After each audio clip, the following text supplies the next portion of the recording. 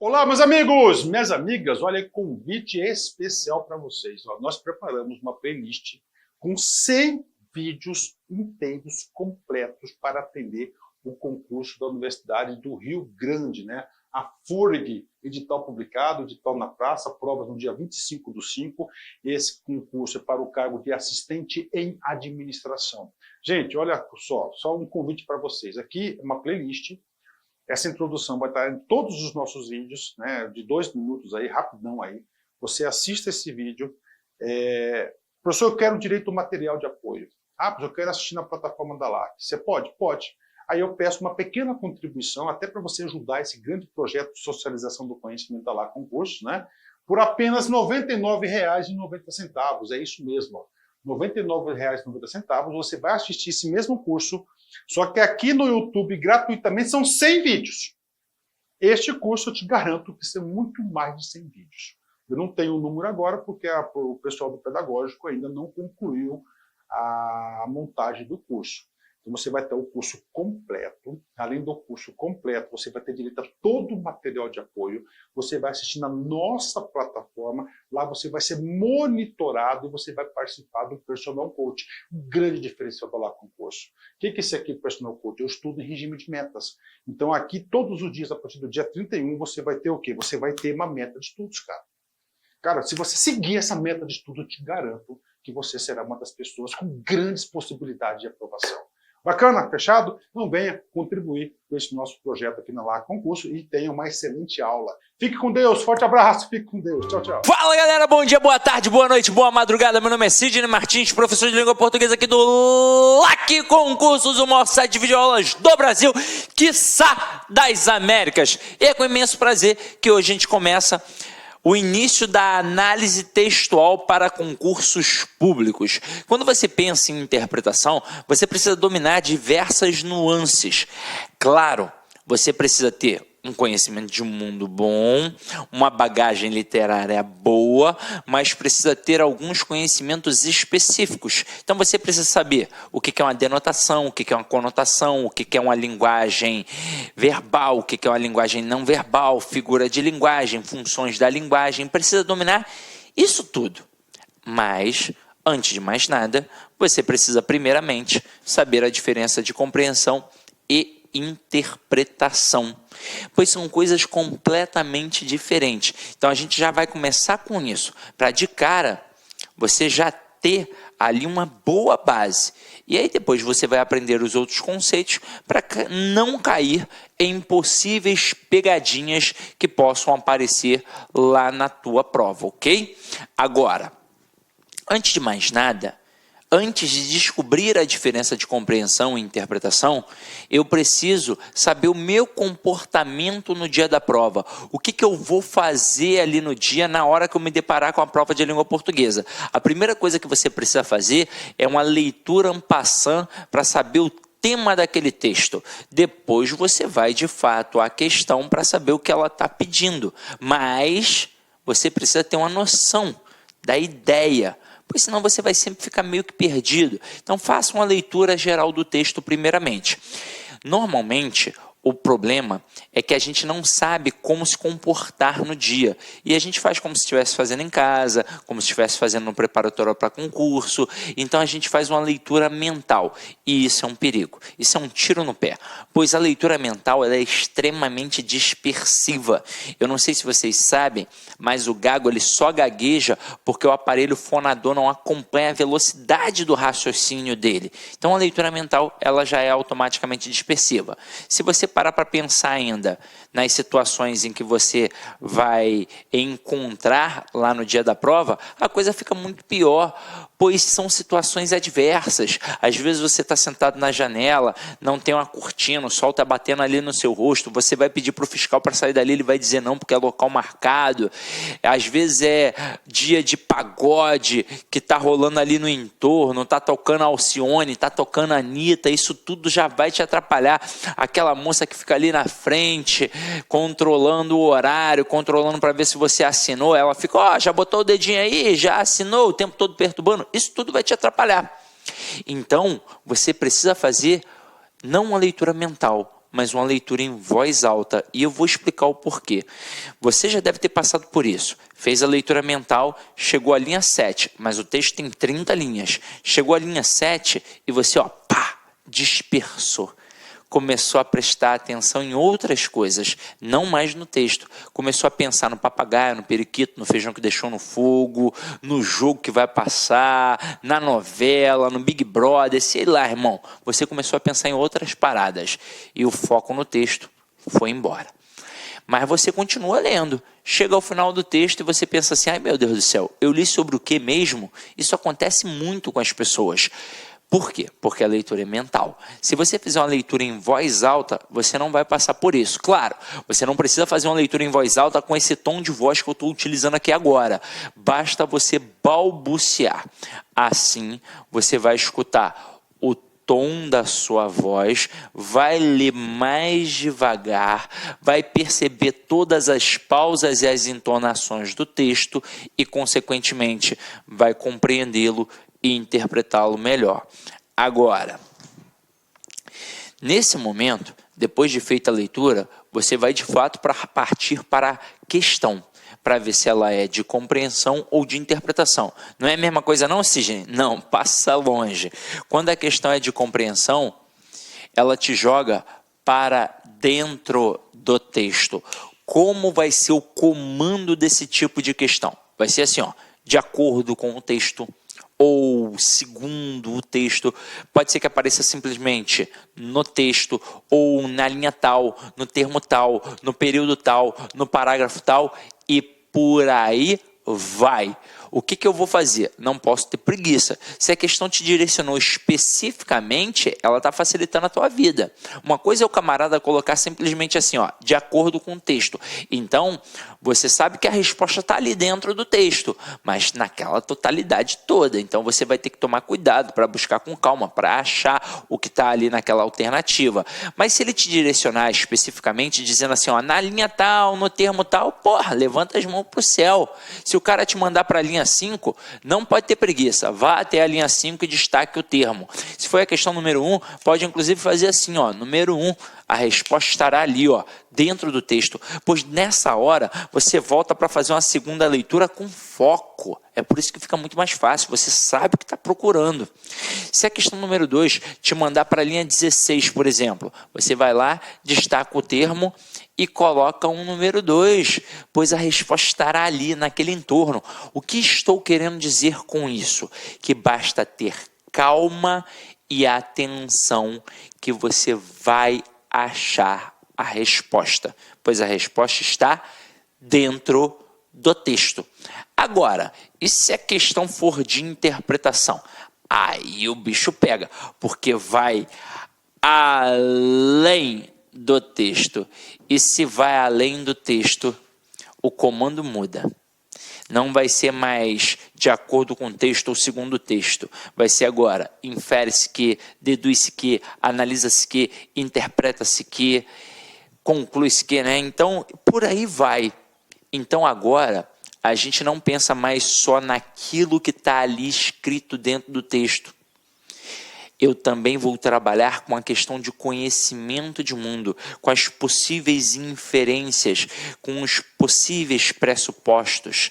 Então, se eu estou falando de conhecimento de mundo, eu tenho que entender que quanto maior o meu conhecimento de mundo, maior a minha capacidade interpretativa. E para ter um bom conhecimento de mundo, não adianta estudar 1 mês, 2 meses num preparatório para concurso, não. Isso é uma bagagem de uma vida inteira. Então tem sim que ter lido bons livros, tem sim que ter visto bons filmes, tem sim que ter escutado boa música. Idade conta, um homem de 40 anos é muito mais experiente que um homem de 20. Experiência prática, empírica, tudo isso vai contar. Aí você vai falar, então eu tô ferrado, porque eu só vejo Sessão da Tarde, escuto Jojo todinho, mas para nossa sorte, em provas de concurso público, a maioria das questões são de compreensão, ou seja, a resposta está ali dentro do texto. E quando são de interpretação, ainda assim terão texto como base.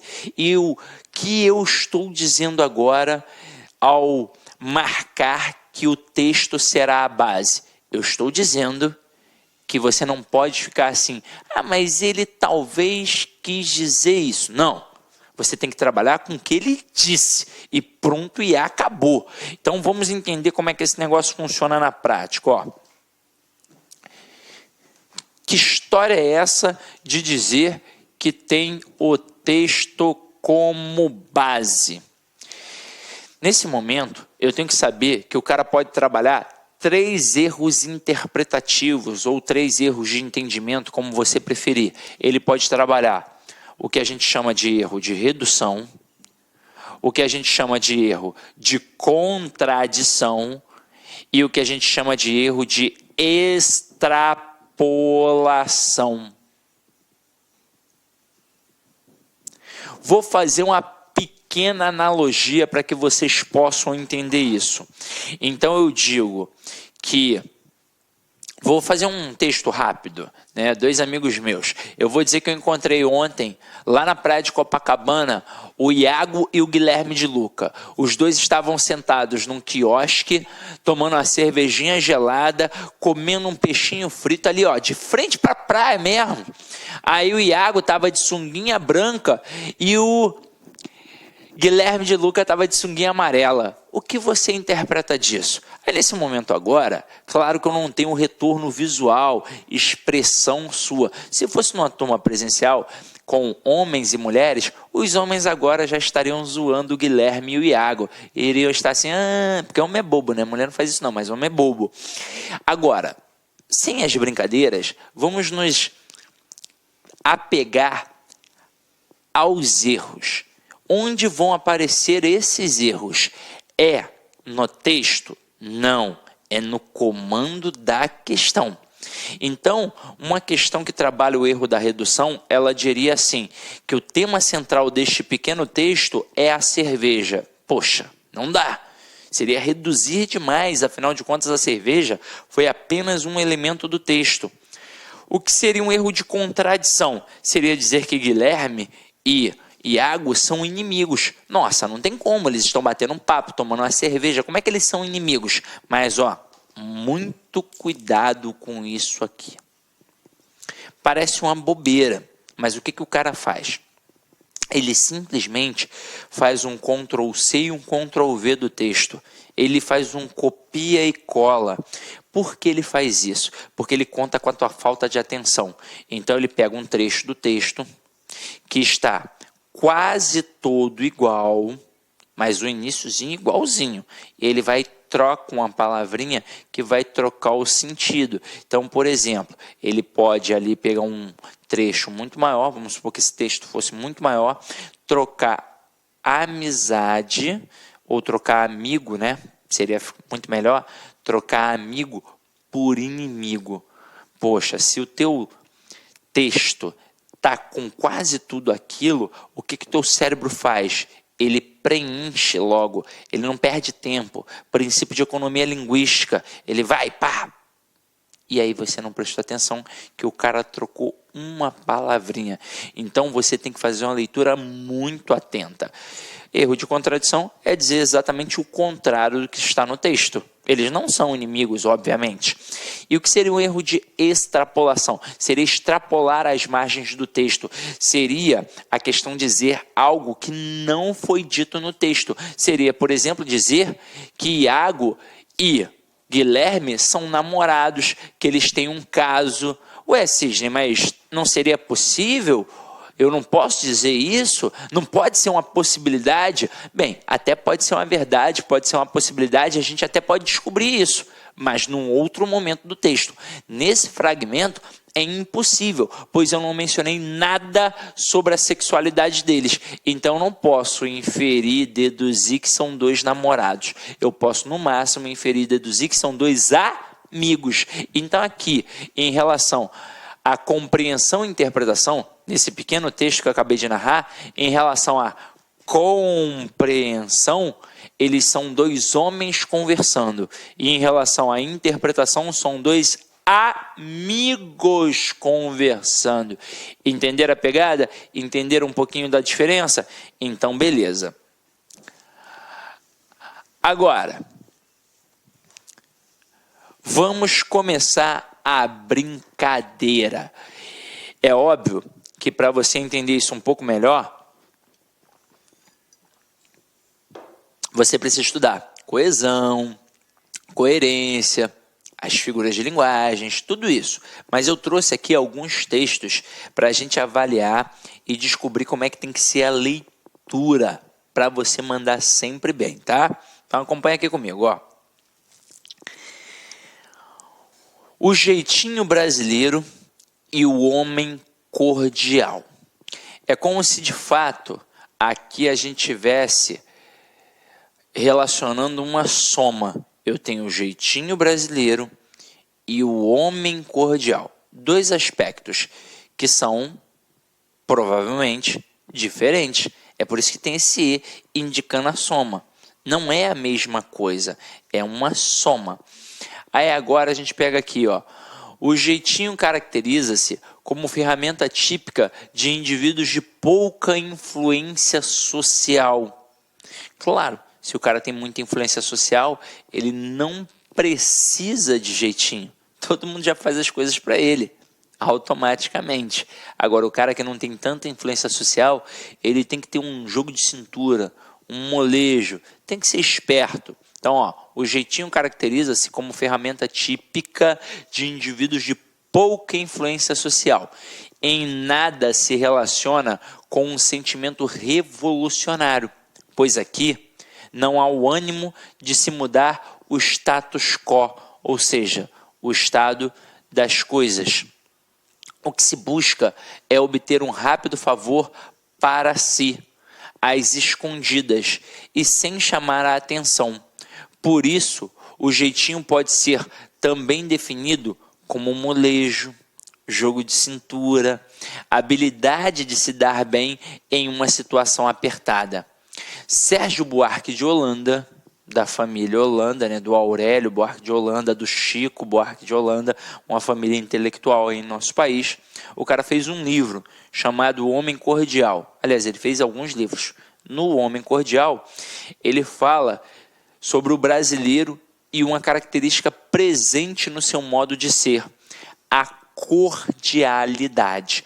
Porém, olha só, por que eu estou marcando esse porém? Porque esse porém é uma conjunção adversativa que vai indicar uma oposição. Quando a gente pensa em conjunção, por exemplo, a gente pensa numa coesão sequencial, nas sequências empregadas dentro de um texto. E eu ouso dizer, se você não sabe conjunção, você ainda não sabe interpretar. Daqui a pouco eu vou falar mais um pouquinho sobre isso. Não sabe interpretar nem fazer redação. Como é que você vai indicar causa, consequência, finalidade, oposição, conclusão, se você não sabe conjunção? Então precisa saber, tá? Daqui a pouco eu falo um pouco mais sobre isso. Então, ó, porém, porque a gente pensa o quê? Que a cordialidade é um homem tranquilo, pacato, coisa e tal. Aí, ó, porém, cordial, ao contrário do que muitas pessoas pensam, vem da palavra latina cordis, que significa coração. Portanto, é uma conjunção conclusiva. Então, depois do que foi apresentado aqui, ele chega a concluir a sua ideia. Portanto, o homem cordial não é uma pessoa gentil, mas aquele que age movido pela emoção no lugar da razão. Não vê distinção entre o privado e o público. Detesta formalidade, põe de lado a ética e a civilidade. Continuando aqui nessa leitura. Em termos antropológicos, ou seja, o estudo do homem, né? O jeitinho pode ser atribuído a um suposto caráter emocional do brasileiro, descrito como o homem cordial pelo antropólogo no livro Raízes do Brasil. Então o cara gosta de estudar, né, o homem aí de certa forma. Esse autor afirma que o indivíduo brasileiro teria desenvolvido uma histórica propensão à informalidade. Deve-se isso o quê, ó? Olha um elemento que faz a retomada. Coesão anafórica. Você vai saber um pouco mais sobre isso na aula de coesão textual. Então aqui, ó, deve-se isso, essa propensão à informalidade do brasileiro, ao fato de as instituições brasileiras terem sido concebidas de forma coercitiva e unilateral. E aí observem, apareceu a palavra coercitiva e a palavra unilateral. São palavras não tão utilizadas pelo falante comum da língua, no dia a dia, pelo leitor médio brasileiro. Então você precisa ir um pouquinho além para dominar alguns conteúdos, pois de vez em quando o camarada trabalha com o teu conhecimento de mundo, mas esse conhecimento de mundo também está ligado a quê? A um conhecimento vocabular. Eles inclusive cobram isso naquelas famosas questões de ortografia com semântica. Então se você tem dificuldade com isso, é porque você tem pouca base de leitura. A dica que eu dou nesse momento, leia bastante. Claro que hoje em dia você não tem mais tempo para ler clássicos, ler Machado de Assis, Guimarães Rosa, Clarice Lispector, que bom seria se tivesse, mas você precisa se familiarizar pelo menos com os textos da prova. Então, leia os textos das provas anteriores, leia jornais, revistas, fique ligado naquilo dali. Se porventura aparecer uma palavrinha que você não domina, tem de ser na hora. Você tem de anotar no caderninho do vocabulário do amigo concurseiro. Tem que anotar ali. E aí depois você vai fazer o quê? Você vai buscar o significado. O significado. Várias provas arrebentam o candidato com isso. Porque o camarada pega ali expressões que você não tem o hábito de usar, nem sequer de ler. E aí você vai olhar determinada palavra e vai falar, meu Deus do céu, não faço a mínima ideia do que seja isso. Mas aí você vai perceber que as bancas usam sempre as mesmas palavras. Então basta você ir gravando o que aquilo significa e ampliando, obviamente, o teu vocabulário. Além de servir para executar bem uma questão de ortografia ou semântica, vai também servir para você ampliar para fazer uma redação. Então tem de ser na hora, não pode deixar para depois, pois esse para depois a gente bem sabe que nunca chega. Então você anota a palavra, anota o significado e fica com aquilo dali guardado, pois você vai utilizar em algum momento, tá? Agora, o cara poderia ir adiante e não especificar o que significa coercitivo e unilateral. E aí você ia ficar, pô, mas e aí, o que é isso? Mas ele aproveita aqui, depois da vírgula, e explica. Não havendo diálogo entre governantes e governados, mas apenas a imposição de uma lei e de uma ordem consideradas artificiais, quando não inconvenientes aos interesses das elites políticas e econômicas de então. Ou seja, no final das contas, é o famoso manda quem pode e obedece quem tem juízo. Foi imposto.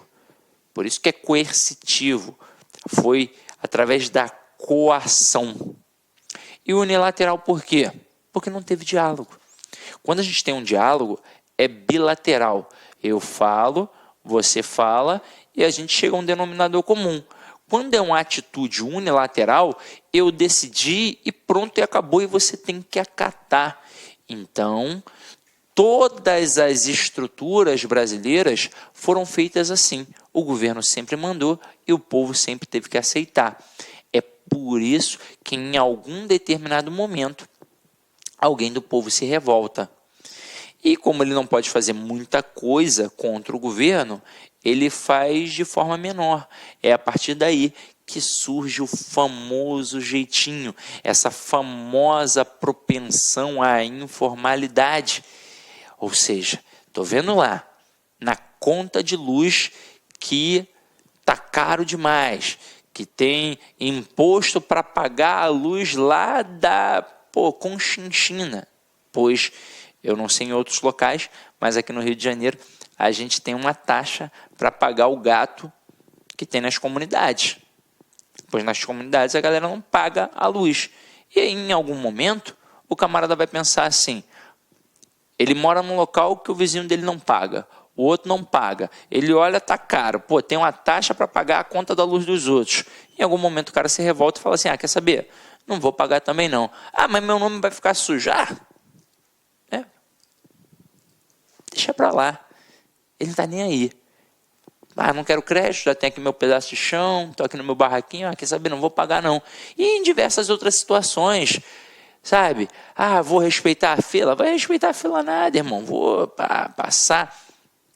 Isso tem um lado que a gente pode tentar entender, mas tem um outro lado que também é complicado, pois nessa história de propensão à informalidade, você começa a burlar algumas situações em que outras pessoas não vão burlar e vão se sentir lesadas a partir do conhecimento desta tua ação. Então é por isso que é muito complicado. Dá para entender a atitude da informalidade, do jeitinho brasileiro, desse querer se dar bem em qualquer tipo de situação? Dá para buscar um entendimento.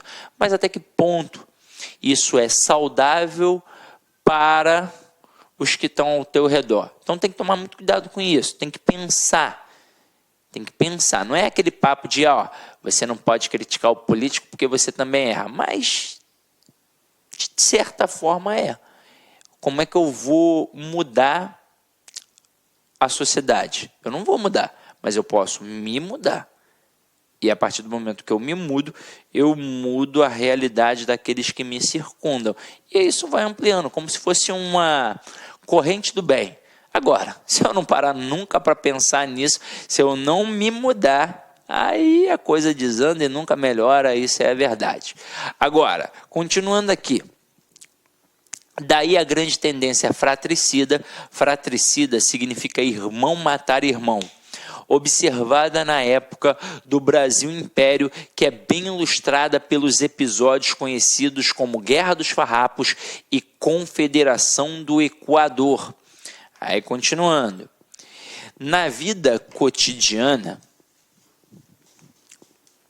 tornava-se comum ignorar as leis em favor das amizades. Desmoralizadas, incapazes de se impor, as leis não tinham tanto valor quanto, por exemplo, a palavra de um bom amigo.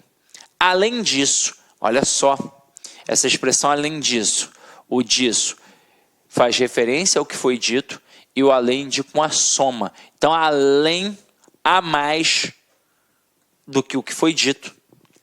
O fato de afastar as leis e seus castigos típicos eram a prova de boa vontade e um gesto de confiança. De acordo com testemunhos de comerciantes holandeses, era impossível fazer negócio com um brasileiro antes de fazer amizade com ele. Um adágio da época dizia que Aliás, o que é adágio? É um provérbio, né? Então, um provérbio, um adágio da época dizia que aos inimigos, as leis, aos amigos, tudo. A informalidade era e ainda é uma forma de se preservar o indivíduo. Sérgio Buarque avisa, no entanto, que esta cordialidade não deve ser entendida como caráter pacífico. O brasileiro é capaz de guerrear e até mesmo destruir. No entanto, suas razões animosas serão sempre cordiais, ou seja, emocionais. E esse texto é muito bom para você que agora será um futuro servidor. Você tem que pensar nas suas ações como servidor. Você vai agir de acordo com o regimento, de acordo com as leis, ou você vai agir pela emoção? Caramba, vamos pensar na fila do INSS. Está lá a fila enorme. Estou ali no balcão de atendimento.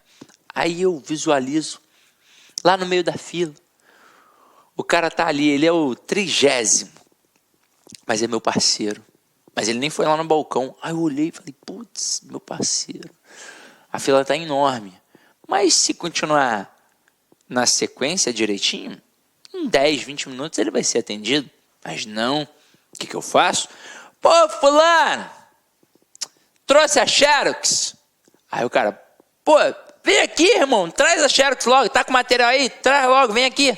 Pô, paro até de atender, vou lá dentro, faço o negócio do cara, aquilo que iria durar 10, 15 minutos já dura meia hora, porque eu vou tomar um café, vou sentar, não sei o que. Ó, galera, espera aí que eu vou resolver um negócio importante aqui, um documento que estava esperando, tá? E pronto. Então, pô, tem que tomar muito cuidado com isso, né, galera? Não pode agir assim. Então, vamos lá, vamos pegar a primeira questão para a gente entender como funciona a pegada, qual é a malícia. Observem aqui. Então, galera, o jeitinho brasileiro é um comportamento típico de indivíduos de pouca influência social. Isso é verdade? Tá lá no início do texto, ó. Aqui, ó. O jeitinho caracteriza-se como ferramenta típica de indivíduos de pouca influência social. Então foi a primeira coisa que foi dita no texto. Tá tranquilo, tá ok. Só que aí depois ele vai falar assim, ó. E avessos à formalidade. Aí o aluno fica meio perdido, pois não encontra isso logo em sequência. Então dá um certo desconforto. Mas se você continuar a leitura, você vai perceber que aqui ao final do segundo parágrafo, ele diz assim, ó, que o homem cordial não é uma pessoa gentil, mas aquele que age movido pela emoção no lugar da razão. Não vê distinção entre o privado e o público. Detesta formalidades, ou seja, ele é avesso a formalidades, ele não gosta de formalidade. Então, a opção A está certa, mas eu estou procurando a incorreta. Letra B. A instituição do jeitinho tem origem, segundo os antropólogos. Destaca isso, sublinha segundo os antropólogos. Por que eu estou pedindo para fazer isso? Porque lá dentro do texto você vai encontrar direcionado nessa parte. Está no terceiro parágrafo. Aí ele diz assim, no comprovado caráter emocional do brasileiro. Volta. Tá aqui, ó. Em termos antropológicos, o jeitinho pode ser atribuído a um suposto caráter emocional do brasileiro. Então, no texto está a palavra suposto. É uma possibilidade. Na questão, ele coloca a palavra comprovado. Não é comprovado, é suposto. Então, aqui, ó, por não ser comprovado e sim suposto, a questão está errada. Como ele pediu, o incorreto, a alternativa, né, no caso. Então, gabarito da questão 1, letra B de bola. Ah, mas e as outras, Sidney? Vamos dar uma olhada, ó.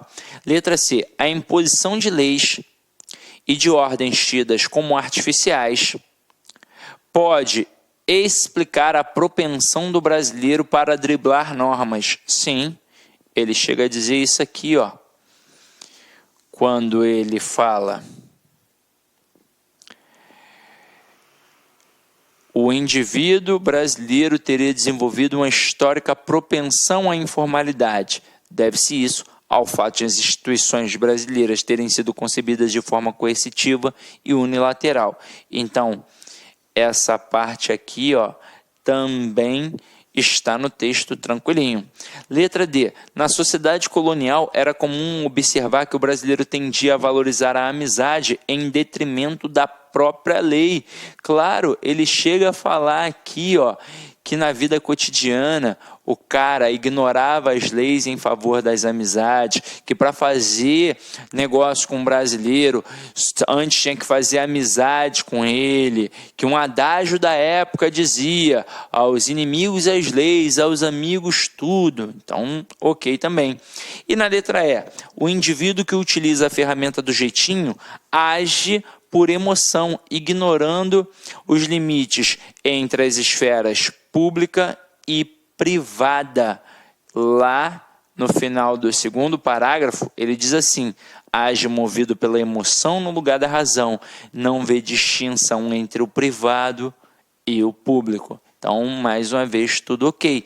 Então, a questão 1, gabarito, letra B de bola. Questão 2. Com relação à estruturação do texto e dos parágrafos, analise as afirmativas a seguir. Quando o cara fala de estruturação,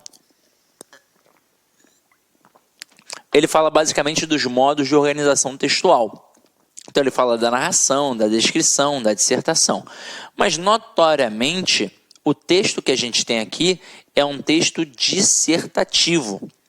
Para aprofundar esse conhecimento, vá até a aula de tipologia textual. Então, para você entender como funciona um texto dissertativo, basta você entender que é a defesa de uma tese, de uma opinião, de um ponto de vista, e que ele é estruturado em prosa. O que é um texto em prosa? É um texto que possui uma estrutura linear, que tem início, meio e fim, que hoje a gente chama de forma mais madura de introdução, desenvolvimento e conclusão.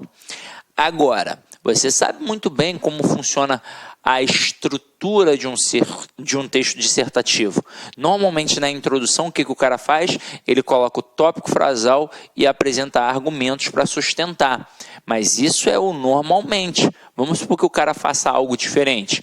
Beleza, mas pensando nisso, eu preciso apenas ser obediente ao comando da questão. Então, observem aqui.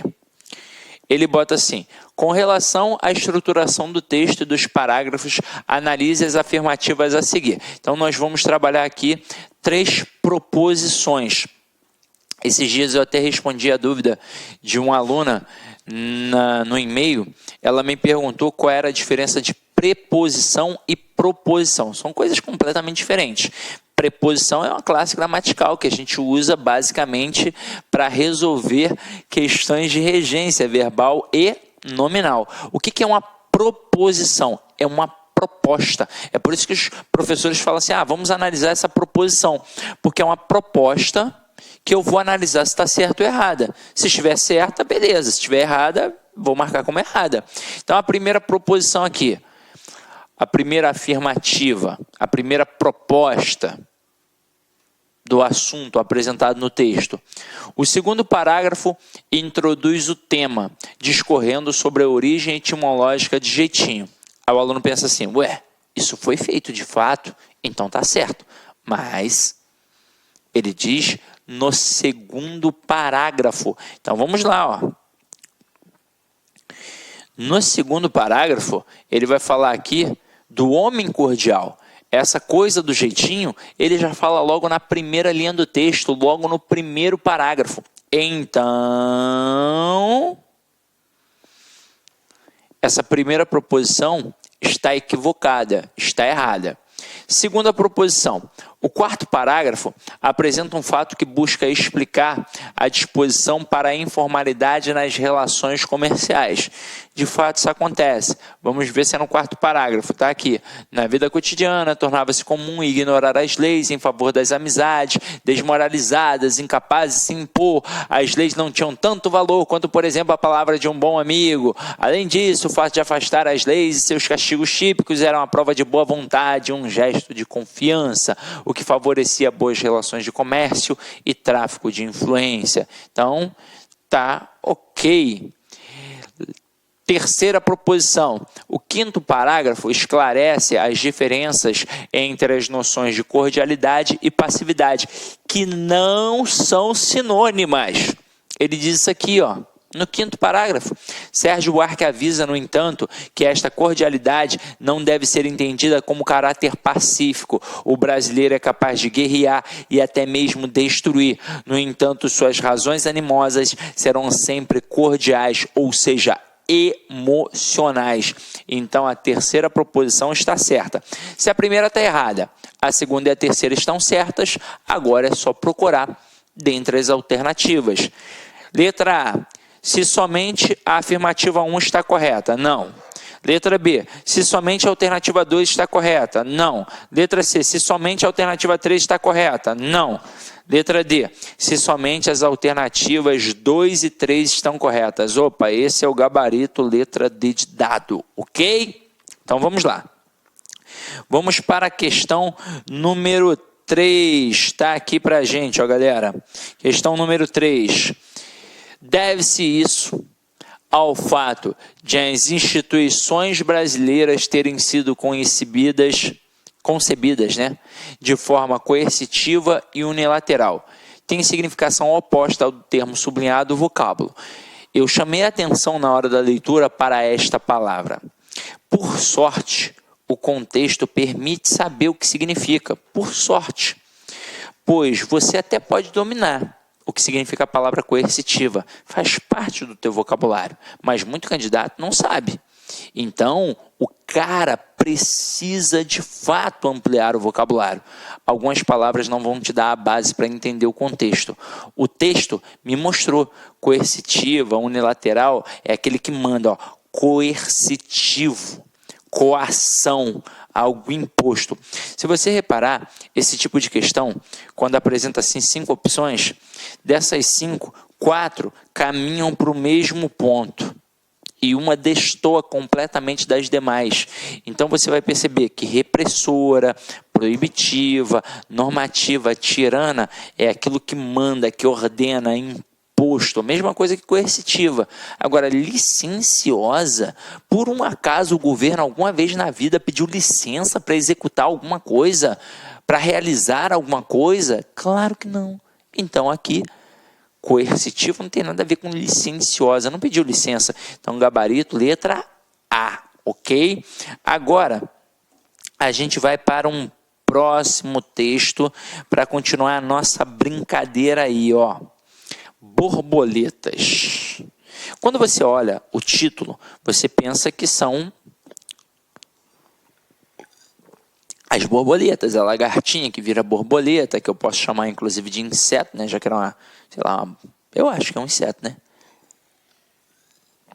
Não sei, vou até pesquisar depois. Agora, no decorrer do texto, você vai perceber que o autor não usou borboletas como as borboletas no sentido real. Ele utilizou num sentido figurado. Quando depositamos muita confiança ou expectativas em uma pessoa, o risco de se decepcionar é grande. As pessoas não estão neste mundo para satisfazer as nossas expectativas, assim como não estamos aqui para satisfazer as delas. Temos que nos bastar sempre. E quando procuramos estar com alguém, temos que nos conscientizar de que estamos juntos porque gostamos, porque queremos e nos sentimos bem, nunca por precisar de alguém. As pessoas não se precisam, elas se completam, não por serem metades, mas por serem inteiras, dispostas a dividir objetivos comuns, alegrias e vida. Com o tempo, você vai percebendo que para ser feliz com a outra pessoa, você precisa, em primeiro lugar, não precisar dela. Percebe também que aquela pessoa que você ama ou acha que ama e que não quer nada com você, definitivamente não é o homem ou a mulher de sua vida. Você aprende a gostar de você, a cuidar de você e principalmente a cuidar de quem gosta de você. O segredo é não cuidar das borboletas, e sim cuidar do jardim, para que elas venham até você. No final das contas, você vai achar não quem você estava procurando, mas quem estava procurando por você. Olha que texto bonitinho. Agora quero chamar a atenção para algumas coisas. Ele diz aqui o segredo. O segredo do quê? Teoricamente, o segredo da felicidade é não cuidar das borboletas. Quem são as borboletas? São as outras pessoas.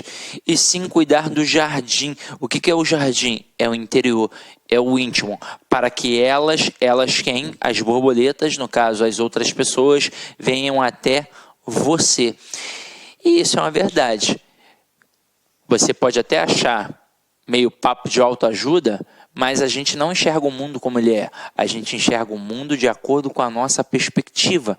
Pode ver que se você está bem, você enxerga o mundo de forma positiva. Se você está mal, você enxerga o mundo de forma negativa. Você já deve ter passado por isso. Por exemplo, a gente acordou bem.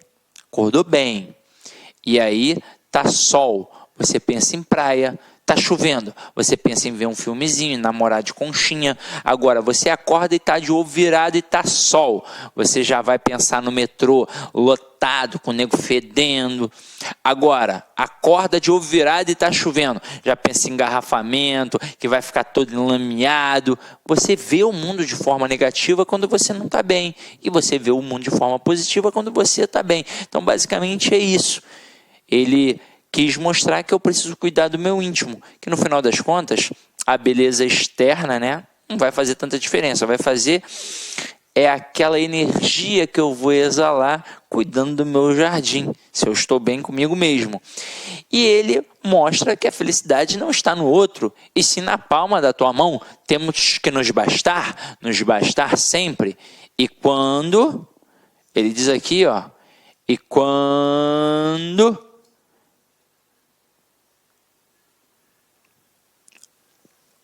temos que nos bastar sempre. E quando procuramos estar com alguém, temos que nos conscientizar de que estamos juntos porque gostamos, não porque queremos e nos sentimos bem. Nunca por precisar de alguém. Então, para eu ser feliz com a outra pessoa, o segredo é não precisar dela. Para ela ser feliz comigo, o segredo é ela não precisar de mim, pois a gente já é feliz sozinho. Então, se eu sou feliz sozinho, eu consigo ser feliz com a outra pessoa. Se eu não sou feliz comigo mesmo, se eu não sou feliz sozinho, a tendência de um relacionamento meu dar errado é muito grande. Ok? Então, foi isso que o texto disse. E agora a gente vai para o comando da questão para saber o que o cara fala aqui, ó. Segundo o texto, então é questão de compreensão, a resposta está lá dentro do texto. A relação afetiva deve caracterizar-se fundamentalmente pela ou pelo. Aí observe o que a gente tem aqui. Busca, carência, compartilhamento, indiferença, insistência. O gabarito, com certeza, já que o texto é um texto pequeno, está aqui ainda na mente, é compartilhamento. Pois ele diz aqui, ó. As pessoas não se precisam, elas se completam, não por serem metades, mas por serem inteiras, dispostas a dividir objetivos comuns, alegrias e vida. Mas não é um dividir de segregar, é um dividir de compartilhar. Eu vou compartilhar contigo a minha alegria, eu vou compartilhar contigo a minha vida. Então, o segredo ali da questão em relação ao afetivo, a relação afetiva, ao encontro de duas pessoas, se deve a quê? Ao compartilhamento. Então, gabarito, letra C. Próxima questão. Está aqui, ó. Segundo as ideias do texto, projetar no outro nossas ansiedades torna-nos vulneráveis a possíveis insucessos. Esse é o gabarito, pois se eu não sou feliz sozinho e eu fico projetando no outro a minha felicidade, eu estou fadado a algo errado já. Essa é a verdade. Qualquer coisinha que vai acontecer, eu já vou ficar desiludido. Então, gabarito aqui, letra B de bola. Agora, ó, questão 6. Segundo as ideias do texto, a felicidade de duas pessoas marca-se pelo ou pela. Galera, eu li isso com vocês aqui, ó. Porque queremos e nos sentimos bem, nunca por precisar de alguém. Eu não necessito do outro. Aí agora você vai ver que o gabarito vai ser a letra B de bola. Desnecessidade existente em ambas. Então, para eu ser feliz contigo, você não deve precisar de mim e eu não devo precisar de você. Ok? Belezinha? Então, vamos lá. Turma, antes de partir para o próximo texto, eu quero chamar a atenção para uma coisinha. A gente vai fazer, obviamente, uma aula sobre compreensão e interpretação relacionada à parte de coesão e coerência. E aí dentro dessa coesão a gente vai trabalhar a coesão sequencial e a coesão referencial. Mas de cara, se você visualizar esta aula primeiro, já aproveita. Você pode entrar em contato comigo através de duas formas. Ou pelo Instagram, @CidConcursos. É só procurar lá no Instagram, Cid Concursos, Sidney Martins, você vai achar. Ou pelo meu WhatsApp, 21 96 47 39 463. eu prometo uns brindes para você. Mando uns materiais para você gravar, conjunção, uns outros que eu preparei ali, que os alunos de vez em quando pedem. Eu te mando isso tudo direitinho para você ter a oportunidade de ter material de apoio em casa, tá? Então vamos lá, anotou, tá tranquilo, tirou uma foto, printou, sei lá o que você fez, e agora a gente volta para mais um texto. Elas vão puxar os salários para baixo. Elas quem? Não sei. Não sei. Eu só sei que é um elemento feminino plural. Só sei isso, que é um elemento feminino plural. Vou descobrir no decorrer do texto. Então vamos lá. Empresas vão sair no lucro e as mulheres terão benefícios, mas os homens jovens precisam se preocupar. Então você vai ver que ele chama a atenção para empresas, para mulheres e para homens. Empresas feminino plural, mulheres feminino plural. Então, ó, ou vai ser empresa ou mulher. Já homens é o quê? Masculino plural. Então eu ignoro homens. Quem é que pode puxar o salário para baixo? Ou as empresas ou as mulheres. Continuando. Por quê? E ó, observe. Está no início de uma estrutura, está separado sem acento. Esse de fato é o porquê de pergunta que a gente sempre aprendeu na escola. Então, ó, por que as mulheres não têm as mesmas oportunidades no mercado de trabalho? Aí o cara faz aqui o final da pergunta. Por que as mulheres não têm as mesmas oportunidades que os homens no mercado de trabalho? Logo em seguida ele responde, elas têm.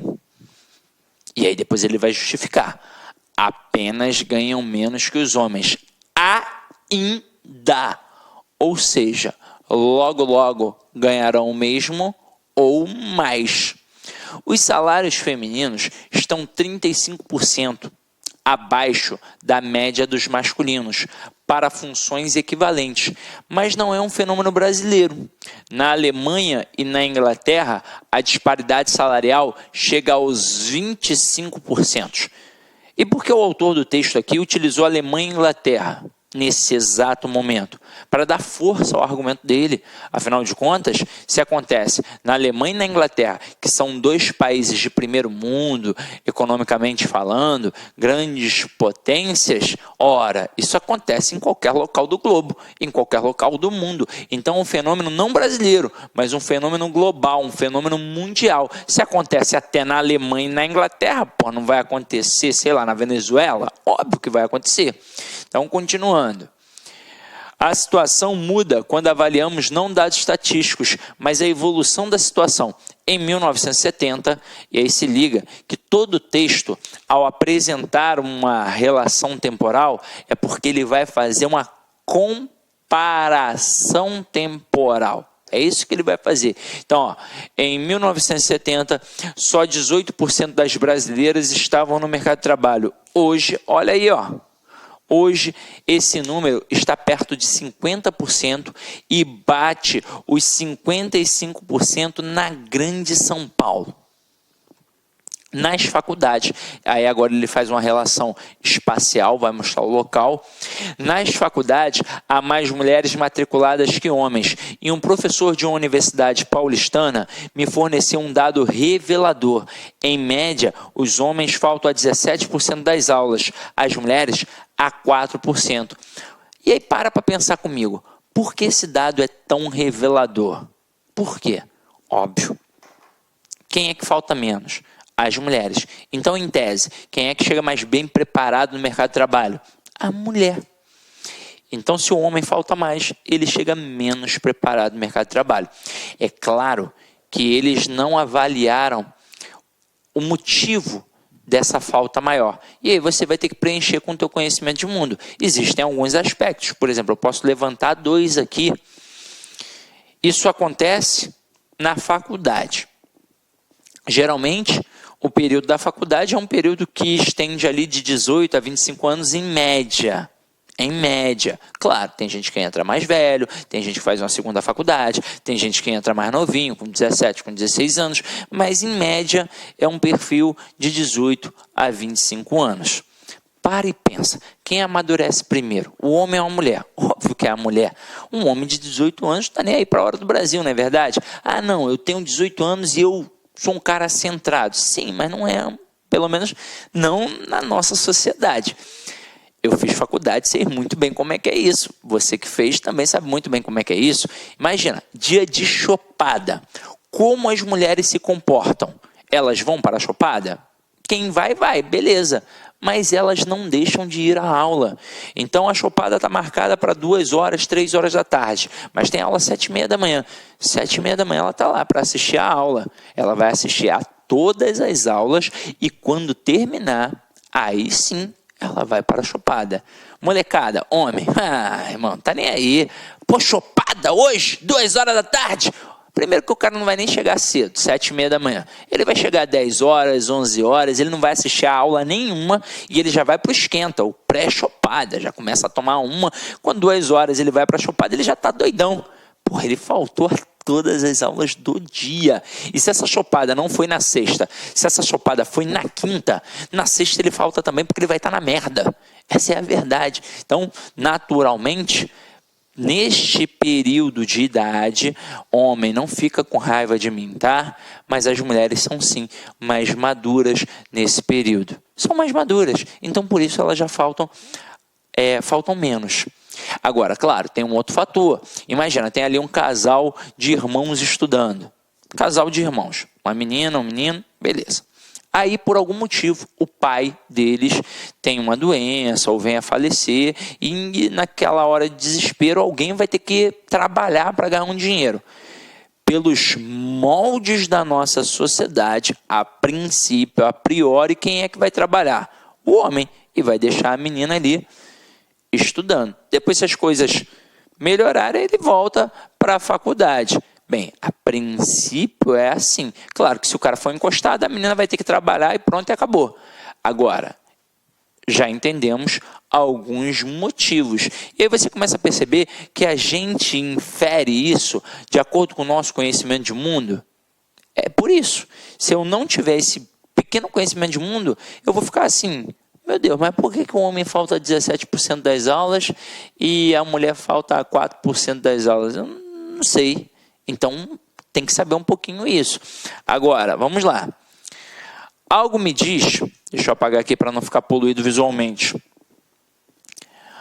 Algo me diz que aos poucos as mulheres ocuparão cargos mais altos e os salários vão se igualar, embora não do jeito que gostaríamos.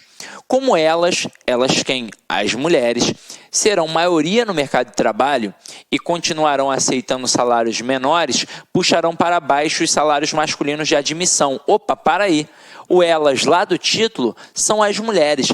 Elas é que vão puxar os salários para baixo. Aí, continuando. Isso será bom para as empresas, porque o custo da mão de obra cairá. Será relativamente bom para as mulheres, porque o salário delas subirá.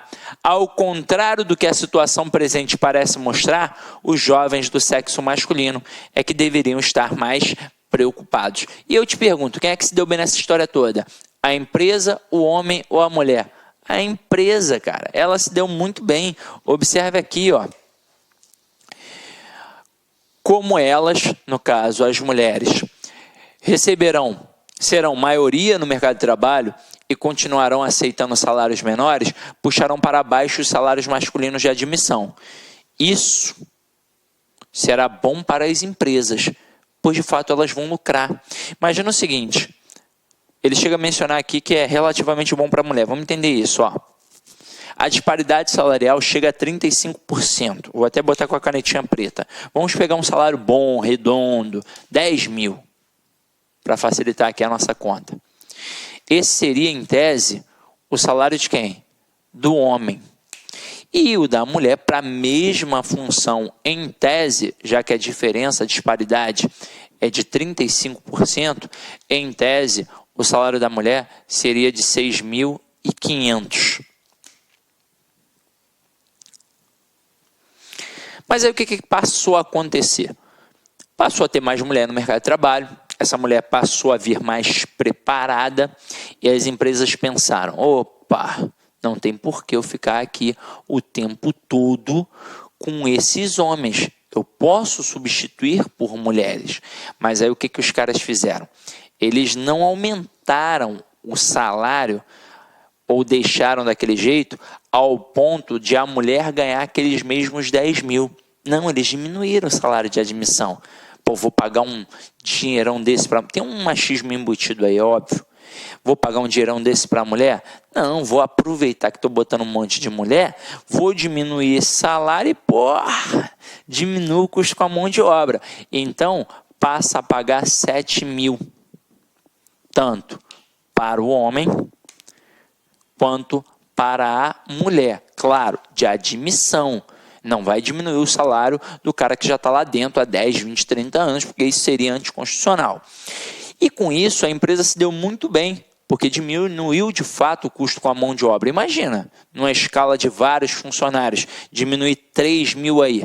3 mil aqui, né, nessa conta que a gente está fazendo. Em outras contas, na nossa realidade, ele iria diminuir menos, mas em compensação, numa quantidade muito maior. Aí olha só o que o cara faz aqui também. Ele chega a mencionar assim, será relativamente bom para as mulheres, porque o salário delas subirá. De fato, vai subir, mas não vai subir do jeito que gostaríamos. Não vai ser todo mundo ganhando os 10 mil, vai sumir para 7 mil, de forma talvez irrisória para algumas pessoas, mas 500 pratas aqui já dá para pagar uma conta de luz, já dá para comprar um vestido, sei lá, alguma coisa assim. Agora, de fato aumentou, então aumentou relativamente bem para ela. Mas a maior valorização não foi a financeira. Por isso que ele fala, melhorou relativamente. A maior valorização que a mulher teve foi pessoal, porque ela agora não está mais abaixo do homem, ela está no mesmo patamar. E de acordo com o texto, o homem é que está ferrado. Ou estuda para concurso público, ou já era, né, irmão? Então, volta aqui comigo.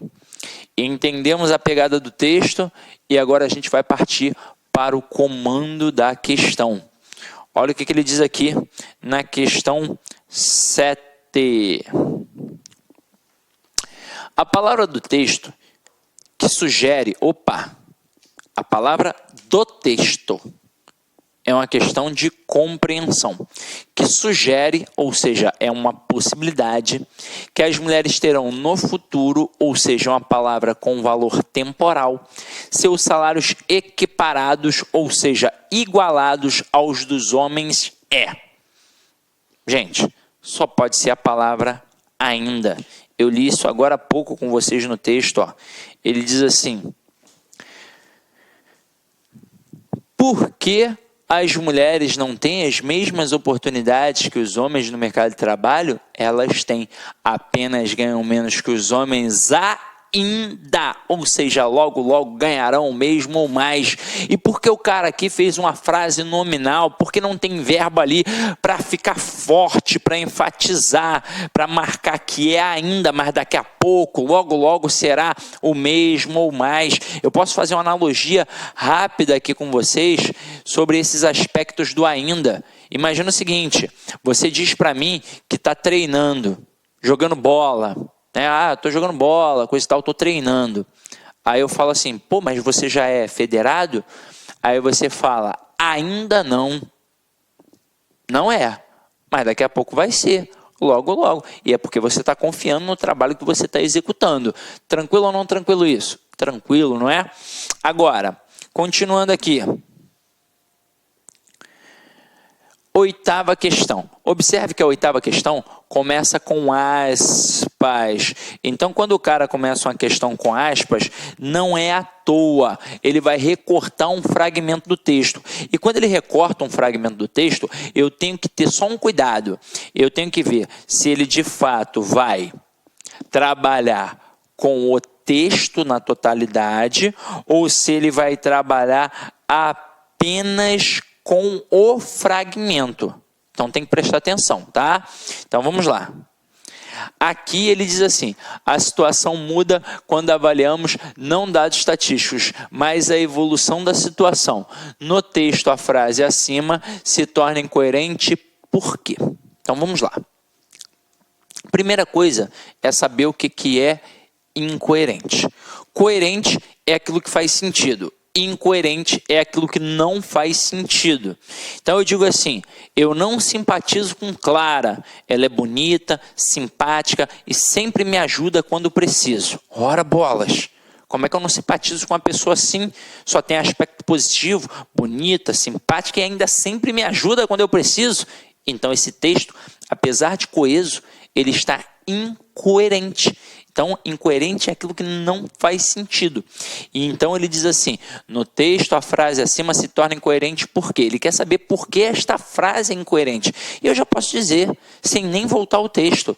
Ele diz: a situação muda quando avaliamos não dados estatísticos, mas a evolução da situação. Como é que eu vou pensar em evolução de alguma coisa sem mensurar dados estatísticos? É impossível. Então aqui, ó, o camarada faz uma prova e tira uma nota 3. Não é lá grande coisa. Aí ele continua estudando, chega a uma nota 7. Estuda, chega a uma nota 9. Estuda, finalmente chega a nota 10.